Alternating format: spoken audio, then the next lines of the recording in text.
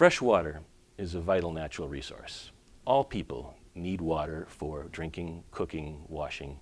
Water is essential to agriculture, to industry, to transportation and electricity generation. But if water needs to be shared among these multiple uses, the world's water supplies also need to be shared among many users, many communities, many countries.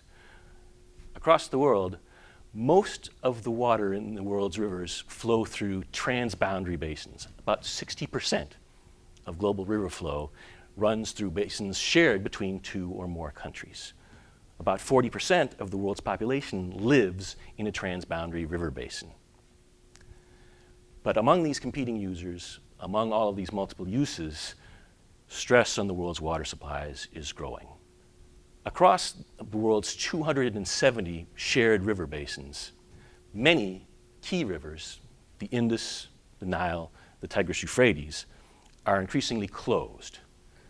This means that all of those rivers' annually available renewable water supply is already allocated to various uses or to sustaining vital ecosystems.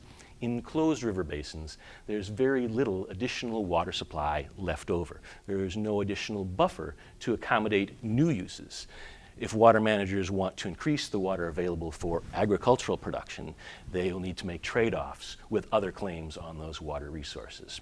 At the Stimson Center, the Environmental Security Program works with policymakers, works with water users and stakeholders to help them make those decisions, help them manage those choices. We've identified several key river basins around the world that we believe to be conflict basins, potential rivers where stresses on shared water resources could contribute to competition between users, could spark conflicts or tensions between countries and communities along those shared river basins.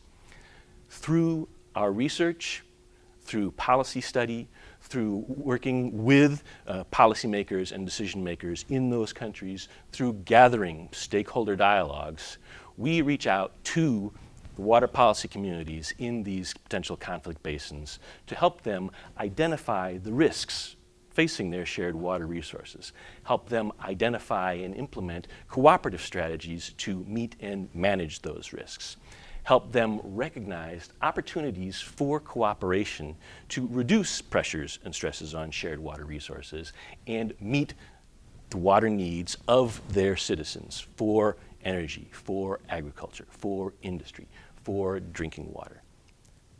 Water ignores international boundaries.